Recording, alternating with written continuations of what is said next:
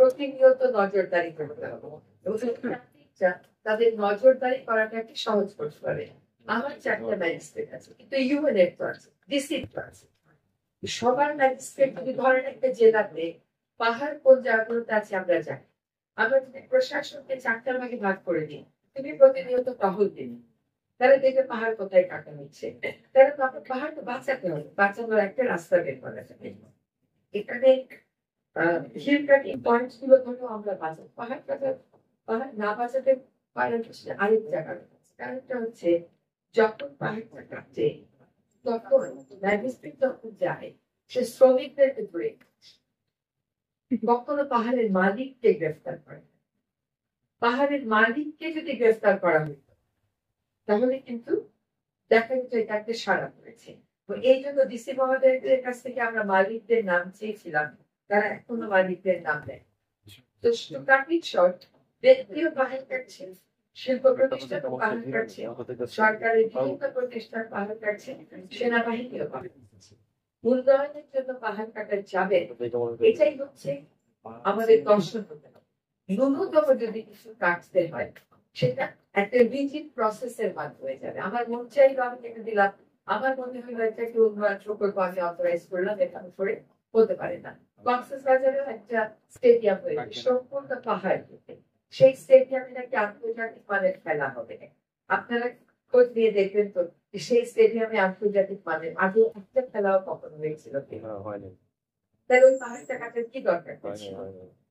তো আমরা এই রেশনাল গুলো তৈরি করছি এবং প্রতিনিয়ত কোথাও কোথাও পাহাড় টাকার বিরুদ্ধে ম্যাজিস্ট্রেটরা যাচ্ছে, কোথাও কোথাও ম্যাজিস্ট্রেটরা সেটাকে আটকাচ্ছে। এটা তো জাতির মনস্তত্ত্বে, জাতির উন্নয়ন মনস্তত্ত্বে ঢুকতে হবে যে আমরা পাহাড় আর পাইবো না।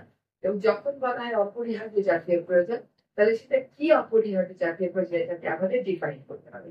তবে ধন্যবাদ জানাই সিজিআরকে, তাদের আসলে ডিসেম্বরের মধ্যেই পুরো কাজটা শেষ করার কথা ছিল। আমরা আপনাদেরকে আর বেশি দিন সময় দেবো না, আপনারা যত সময় নেবেন তত পাহাড় কিন্তু কাটা হতে থাকবে। But thank you, some of the pictures are very convincing. এটা আমরা ক্যাবিনেটে উপস্থাপন করবো, আমরা একটা ডিসি মহোদয়ের সাথে ইমিডিয়েটলি মিটিং এ বসে যাবো, আমরা দিক নির্দেশনা দিই। আদি কদম, লাম্বা, রাহু, এগুলো জায়গাতে পাহাড় কাটা হচ্ছে, জায়গা কথা সেগুলো জায়গাতে আমাদেরকে বাড়ানো। আর আমরা আরো দুটো ছোট ছোট সংবাদ আপনাদেরকে দিয়ে রাখি, তারপর আপনারা প্রশ্ন করবেন।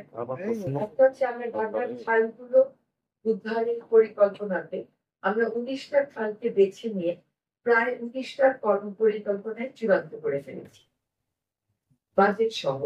এটা হয়তো এই মাসের শেষের দিকে আমরা আপনাদের কাছে উপস্থাপন করব।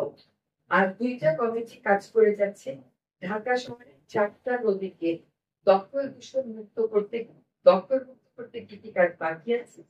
দখল আসলে অনেকটাই মুক্ত হয়ে গেছে, দূষণ মুক্ত করতে আমরা কি কি কাজ করতে পারি।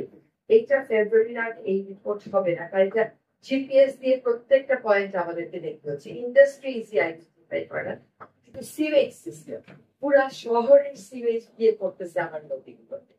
তো এইটা আসলে পয়েন্ট গুলো আইডেন্টিফাই করে অ্যাকশন প্ল্যান আমরা আশা করি ফেব্রুয়ারি এন্ড নাগাদ আমরা চূড়ান্ত করে ফেলতে পারবো।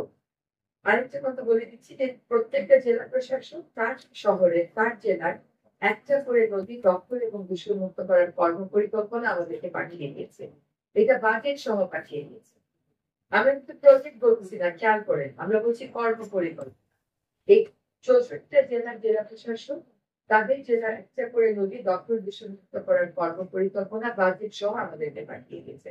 সেখান থেকে আমরা 8টা বিভাগীয় শহর এবং কক্সবাজার এই 9টাকে ধরে আবার একটা কমিটি তারা একটা যাচাই বাছাই করে কর্ম পরিকল্পনা ফেব্রুয়ারির মধ্যে চূড়ান্ত করবে।